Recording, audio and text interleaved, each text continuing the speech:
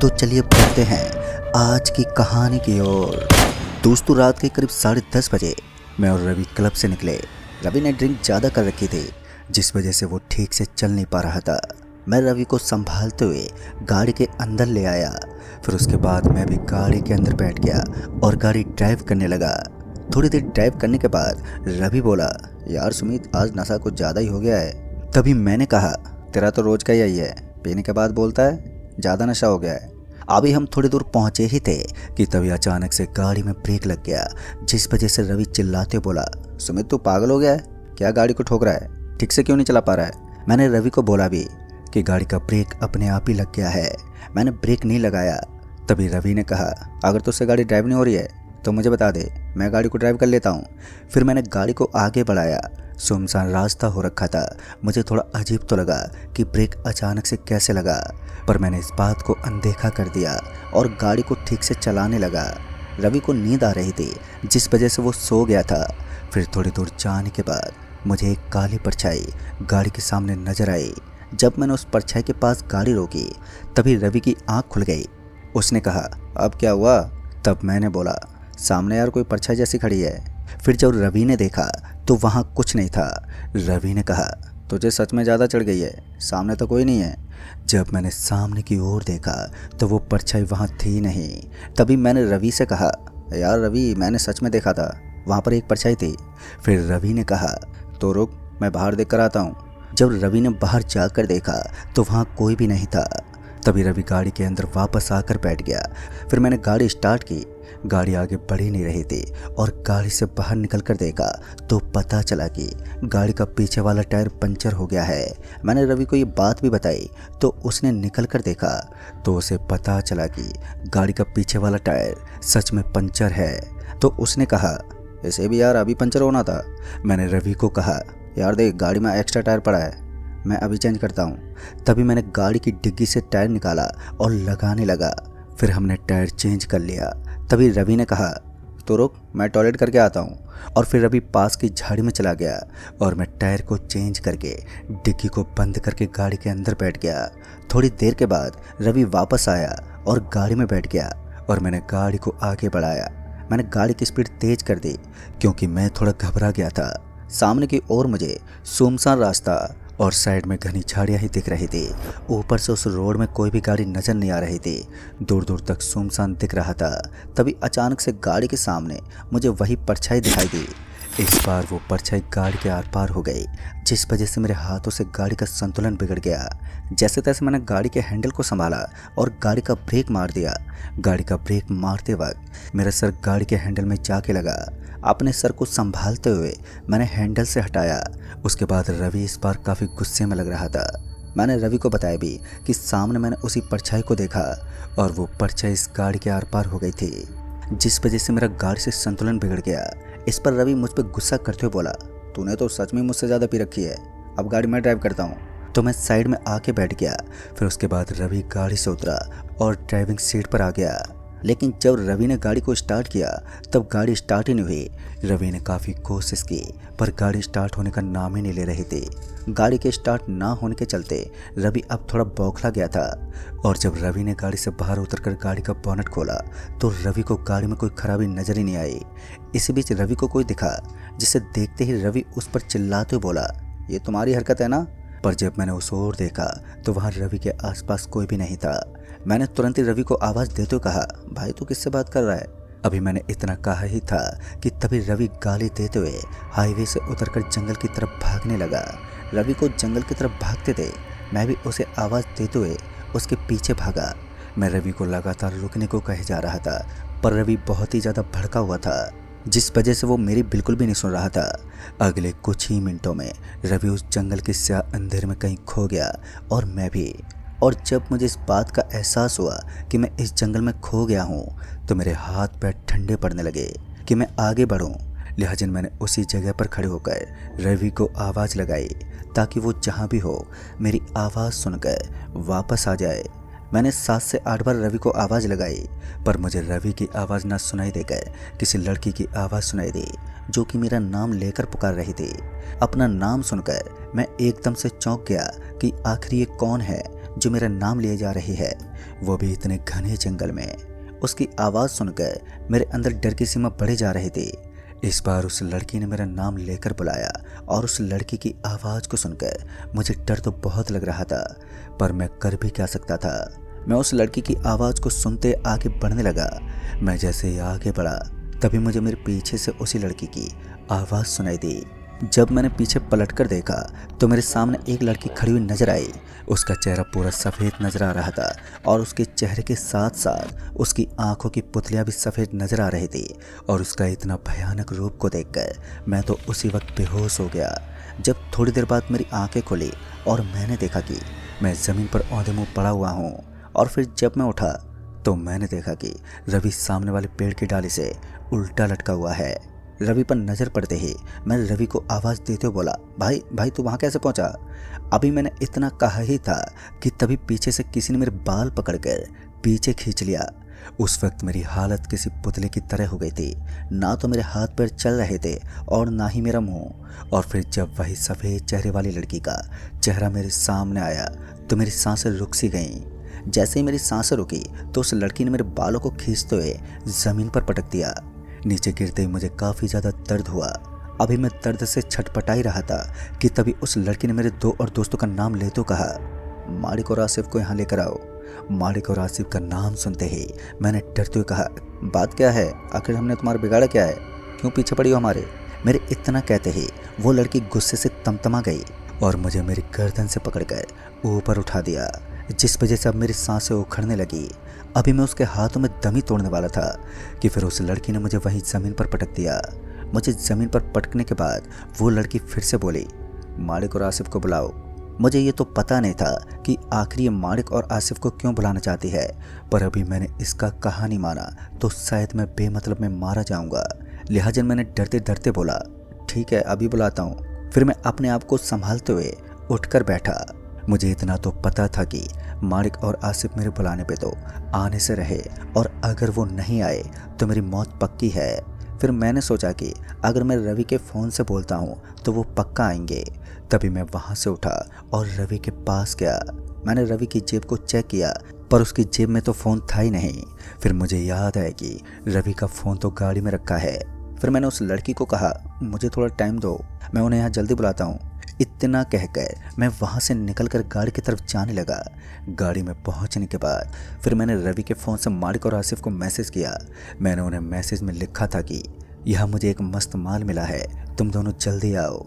इतना लिखकर मैंने उन्हें यहाँ की लोकेशन भेज दी। फिर मैं उनके मैसेज सीन होने का वेट करने लगा। अभी मैं मोबाइल के स्क्रीन को ही देख रहा था कि तभी पीछे से किसी ने मेरे कंधे पर हाथ रखा और जब मैंने पीछे पलट कर देखा तो वही लड़की गाड़ी की पिछली सीट पर बैठी हुई मुस्कुराई जा रही थी। उसकी मुस्कुराहट भी उसकी शक्ल की तरह ही भयानक थी। अभी मेरी निगाहें उस लड़की या फिर बोलूँ कि चुड़ैल पर ही थी कि तभी मालिक और आसिफ का रिप्लाई आ गया जिसमें लिखा था, आई एम कमिंग। ये मैसेज पढ़ते ही मैं उस लड़की से बोला, वो दोनों आ रहे हैं। मेरे इतना कहते ही वो लड़की एकदम से छूमंतर हो गई और मैं गाड़ी में बैठा मालिक और आसिफ के पहुंचने का वेट करने लगा। बीतते वक्त के साथ मेरी बेचैनी भी बढ़ती जा रही थी और जब तकरीबन 1 घंटे बाद मालिक पहुंचा तो उसने मुझे गाड़ी में अकेला देखकर बोला, निकल गई सारी शराफत, मौका मिला नहीं कि दौड़ा चला आया। अच्छा ये बता रवि कहाँ पर है? जिस पर मैंने जंगल की तरफ इशारा करते हुए बोला, उधर उस तरफ जंगल में। मेरे इतना कहते ही मालिक बोला, अच्छा रवि भाई जंगल में मंगल कर रहे हैं और तेरे को चौकीदार बनाया है, चल हम भी रवि भाई के पास चलते हैं। फिर मैं भी ज़्यादा देरी ना करते हुए मालिक को जंगल की ओर लेकर जाने लगा। जब हम रवि के पास पहुँचे तो मालिक चौंकते हुए बोला कि तुमने रवि का ये क्या हाल बना रखा है। मालिक मुझे गुस्सा करे जा रहा था कि तुम लोगों ने रवि भाई को क्यों लटका रखा है। फिर मालिक रवि के पास गया और उसे नीचे उतारने की कोशिश करने लगा कि तभी उसी वक्त वो लड़की वहाँ पर आ गई और फिर उसने मालिक को गर्दन से पकड़कर ऊपर उठा दिया और ज़मीन में पटक दिया। मालिक नीचे गिरते ही दर्द से चिल्लाया और फिर बोला, कौन है यहाँ पर? जब मालिक ने सामने की ओर देखा तो उसे वही लड़की नजर आई। उस लड़की को देखते ही मालिक बेहद घबरा गया और थोड़ा हकलाते हुए बोला, ये कौन है? मालिक इस कदर घबरा गया था कि उसकी पैंट भी गीली हो गई थी। और जब वो लड़की दोबारा मालिक के ओर बढ़ी तो मालिक बोला, मुझे माफ़ कर दो, उस रात हम लोग अपने आप ही में नहीं थे। मालिक को इस लड़की के सामने गिड़गिड़ाते हुए अपनी सफाई देते हुए देख ये तो साफ हो गया कि इन लोगों ने ज़रूर कुछ कांड किया है जिसका आज हिसाब हो रहा है। फिर जब उस लड़की ने कहा ठीक है तुम जा सकते हो, मालिक इतना सुनते ही वहाँ से गिरते पड़ते भागा और हाईवे पे पहुँचा। लेकिन हाईवे पर उसने अपना कदम रखा तो वो उसी वक्त अपने घुटनों के बल नीचे बैठ गया। मालिक के नीचे बैठते ही वो लड़की वहाँ पर आ गई और उस लड़की ने मालिक से कहा तुम यहाँ से जा तो सकते हो पर तुम्हें अपने घुटनों के बल यहाँ से जाना होगा। मालिक को इस हालत में देखकर मुझे बुरा तो बहुत लग रहा था पर मैं उसके लिए कुछ कर नहीं सकता था क्योंकि मालिक के पास कोई दूसरा चारा भी नहीं था सिवाय उस लड़की की बात मानने के। इसलिए मालिक अपनी जान बचाने के लिए वैसे ही अपने घुटनों के बल ही चल पड़ा। मैं वहाँ पर खड़ा ये सब देख ही रहा था कि तभी उस लड़की ने कहा तुम गाड़ी से इसके पीछे पीछे जाओ और इस पर नज़र रखना कि कहीं ये अपने पैरों पर ना चलने लगे। उस लड़की के ये कहते ही मैं उस गाड़ी में बैठा और जब गाड़ी स्टार्ट की तो गाड़ी स्टार्ट भी हो गई, जबकि रवि से ये गाड़ी उस वक्त स्टार्ट ही नहीं हुई थी। गाड़ी के स्टार्ट होते ही मैंने गाड़ी को मालिक के पीछे लगा दिया। मालिक अपने घुटनों के बल तेजी से आगे बढ़े जा रहा था पर कुछ आगे जाते ही मालिक के घुटने छिलने लगे जिस वजह से वो थोड़ा धीमा पड़ गया, पर वो अपने घुटनों के बल ही चलता रहा। तकरीबन आधे घंटे तक लगातार घुटनों के बल चलते चलते अब उसके दोनों घुटने बुरी तरह छिल गए थे जिससे खून बहने लगा। मालिक दर्द से कराहने लगा था और जब उसकी हिम्मत जवाब दे गई तो वो वहीं हाईवे के बीच लेट गया और फूट फूट कर रोने लगा। मालिक की इस हालत को देखकर मुझे दुख तो बहुत हुआ पर मैंने मालिक को काफ़ी हौसला दिया कि भाई तू कोशिश तो कर, तू जा सकता है। मैंने इतना बोला ही था कि तभी मालिक ने गुस्से से कहा साले तेरी वजह से मैं यहाँ पर फंसा हूँ, तूने जानबूझकर मुझे यहाँ पर बुलाया है, तुझे पहले से पता था इन सब के बारे में और फिर भी तूने मुझे यहाँ पर बुलाया। मालिक का मुझ पर गुस्सा करना जाहिर था। मैंने मालिक को समझाते हुए कहा कि भाई मैंने तुझे यहाँ जानबूझकर नहीं बुलाया, मैं भी तो बुरी तरह से यहाँ पर फंसा हुआ हूँ। अगर मैं तुझे यहाँ नहीं बुलाता तो वो लड़की मेरी और रवि की जान ले लेती। मेरे पास कोई रास्ता नहीं था जिस वजह से मैंने रवि के फ़ोन से तुम्हें मैसेज करके यहाँ पर बुलाया है, क्योंकि मुझे पता था कि अगर मैं मैसेज करता हूँ तो तू यहाँ नहीं आता। मेरी बात सुनने के बाद मालिक वहाँ वैसे ही लेटा रहा और थोड़ी देर के बाद उसने दोबारा कोशिश की और आगे बढ़ने लगा।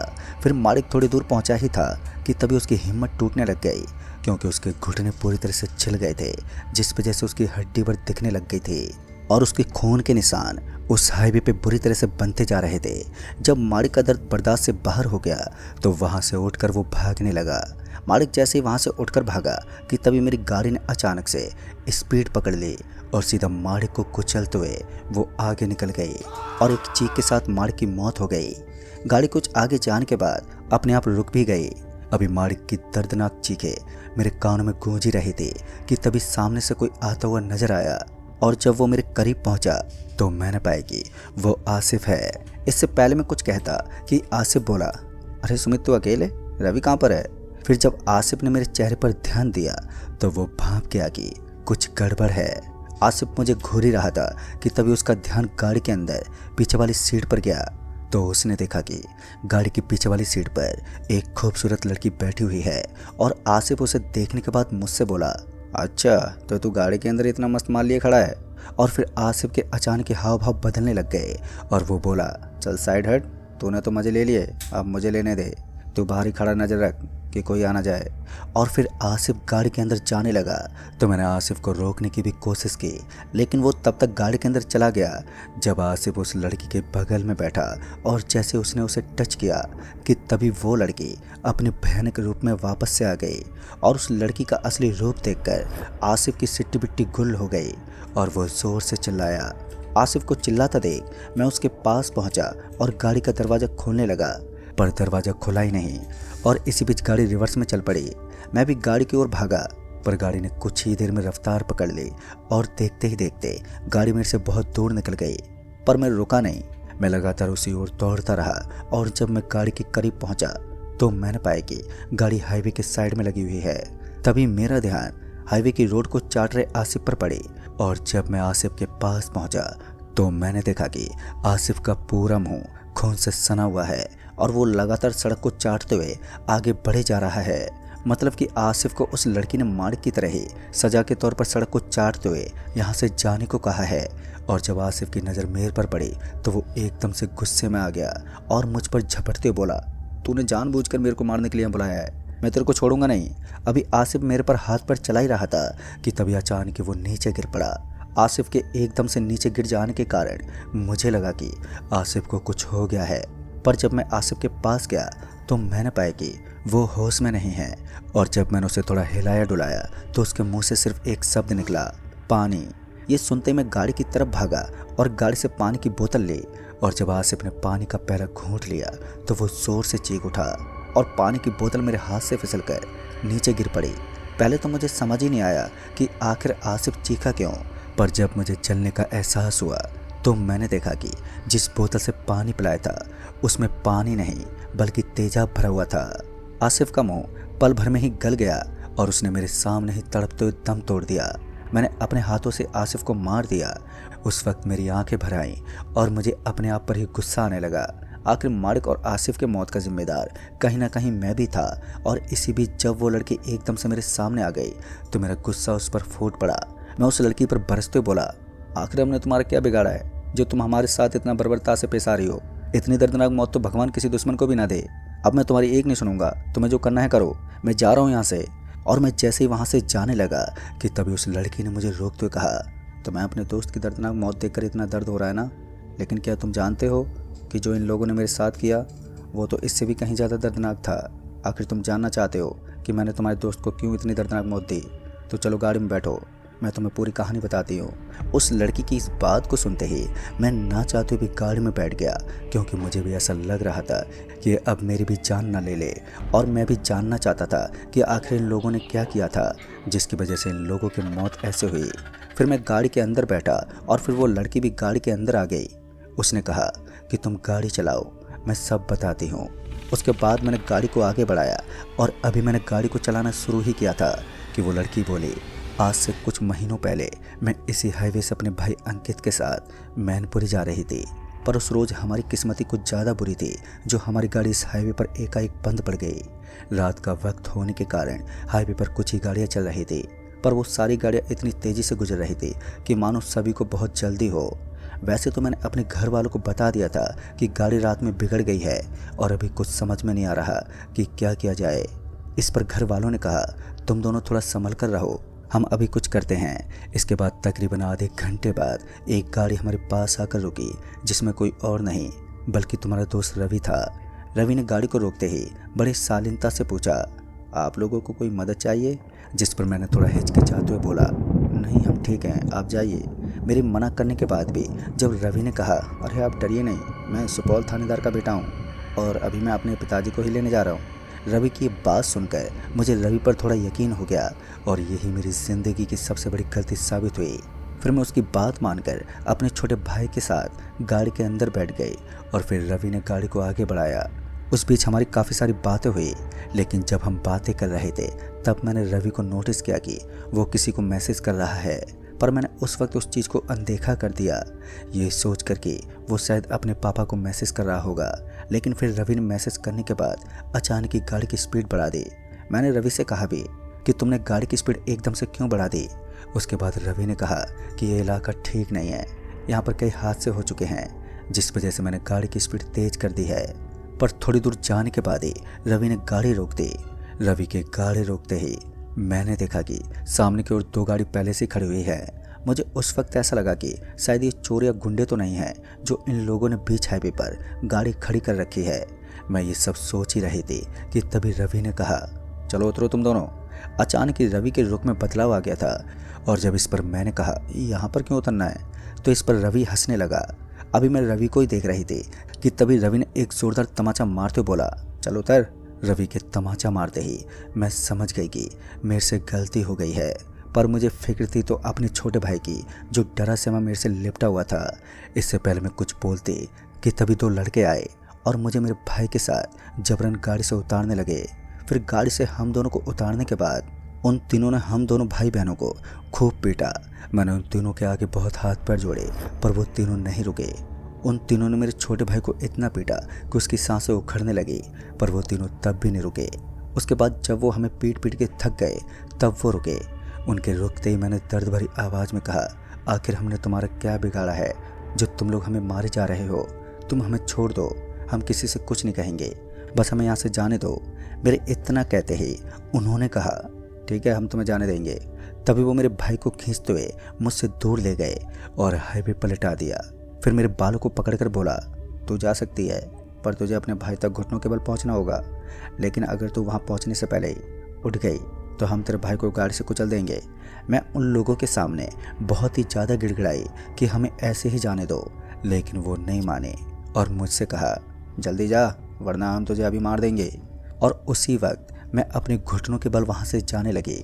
मैं जैसे जैसे आगे बढ़ रही थी वैसे वैसे मेरे घुटने छिलते जा रहे थे, पर दर्द बर्दाश्त से बाहर होते जा रहा था। पर मैं नहीं रुकी, यहाँ तक कि जब मेरे घुटनों की हड्डियाँ भी चमड़ी फाड़कर बाहर आ गई तो भी मैं नहीं रुकी। और जब मैं किसी तरह अपने भाई तक पहुँच गई तो मुझे लगा कि शायद अब ये लोग मुझे और मेरे भाई को जाने देंगे। पर जब आसिफ ने मुझे वापस से मेरे बालों से खींचते हुए वहीं पर लापटका जहाँ से मैंने घुटनों के बल चलना शुरू किया था, तो मेरे सब्र ने जवाब दे दिया। मैं आसिफ पर झपटी। मेरा बस चलता तो मैं उसे उसी वक्त मौत के घाट उतार देती, पर मैं ज़्यादा देर तक उससे लड़ नहीं पाई। और जब आसिफ और मालिक ने मुझे ज़मीन पर पटका तो मैं कुछ देर के लिए बेहोश हो गई। और जब मुझे होश आया तो आसिफ ने कहा, तुझे एक बार फिर अपने भाई तक पहुंचना है, पर इस बार तू पूरे रास्ते सड़क को अपनी जीप से चाट तो जाएगी। अगर तू बीच में कहीं भी उठी तो तुझे अच्छे से पता है कि उसका अंजाम क्या होगा।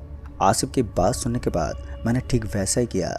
अपनी जीप को सड़क से लगाए हुए अपने भाई की तरफ बढ़ती रही। और जब मैं अपने भाई के पास पहुंचने वाली थी कि तभी आसिफ ने सड़क पर तेजाब उड़ेल दिया। और जैसे मेरी जीप से तेजाब लगा मैं दर्द से छटपटा उठी और एकदम से खड़ी हो गई। और उन तीनों ने मेरे भाई के ऊपर गाड़ी दौड़ा दी। अपने भाई को दम तोड़ता देख मैं उसी वक्त बेहोश हो गई। और जब दोबारा होश आया तो गाड़ी से बंधी हुई थी और गाड़ी बड़ी तेज़ी से चली जा रही थी। कुछ ही देर में गाड़ी से घसीटे जाने के कारण मैंने भी उसी रात दम तोड़ दिया। दोस्तों, उस लड़की की बात सुनकर मेरी आंखों में पानी भर आया था। मुझे नहीं पता था कि रवि और आसिफ और मालिक हैवान प्रवृत्ति के इंसान थे। उस लड़की और उसके भाई के साथ जो कुछ भी हुआ उसके हिसाब से तो उनके साथ यही होना था। इससे पहले मैं उस लड़की से कुछ बोलता कि तभी उस लड़की ने कहा, अब तुम जा सकते हो, मेरा बदला पूरा हुआ। इतना बोलते वो लड़की गाड़ी से गायब हो गई। उस लड़की के गाड़ी से गायब होने के बाद जब मैं काफ़ी दूर निकल आया तो मुझे अचानक याद आया कि अभी तो रवि जिंदा ही है। फिर उस लड़की का बदला कैसे पूरा हुआ, अभी मैं यही सोच रहा था कि तभी मेरे पीछे पुलिस की गाड़ी लग गई। और जब मैंने साइड में गाड़ी लगाई तो उन पुलिस वालों ने मुझे मेरे कॉलर से पकड़ते हुए गाड़ी से बाहर निकाला। और जब मैंने इसकी वजह पूछी तो उन पुलिस वालों ने मुझे मेरे गाड़ी के पीछे ले जाते हुए कहा, ये क्या है। गाड़ी के पीछे जो मैंने देखा वो देखकर मेरी आंखें फटी की फटी रह गई। दरअसल मेरी गाड़ी से रवि बंधा हुआ था और उसके शरीर के चिथड़े चिथड़े उड़ गए थे। उसकी रीढ़ की हड्डी बाहर लटक रही थी। पुलिस वालों ने मुझे उसी वक्त गिरफ्तार कर लिया और पूछताछ के दौरान जब मैंने उन्हें सारी बात बताई तो मेरी बात पर यकीन नहीं हुआ। मेरे निशानदेही पर मालिक और आसिफ की लाशें भी बरामद कर ली गई और उनकी मौत का इल्ज़ाम भी मेरे ही सर लगा, जिसके चलते मुझे ताउम्र की सज़ा सुनाई गई। दोस्तों, आज भी मैं जेल के सलाखों के पीछे कैद हूँ, पर मुझे इस बात का ज़रा सा भी दुख नहीं है। और दोस्तों, आखिरी बुरी संगति का परिणाम बुरा ही होता है। तो दोस्तों, इस कहानी में बस इतना ही। कहानी आपको पसंद आई हो तो वीडियो को लाइक शेयर ज़रूर कर दें और साथ ही हमें नीचे कमेंट बॉक्स में ज़रूर बताएं। जल्द ही मिलूँगा ऐसी एक और नई कहानी के साथ। तब तक के लिए बाय एंड टेक केयर।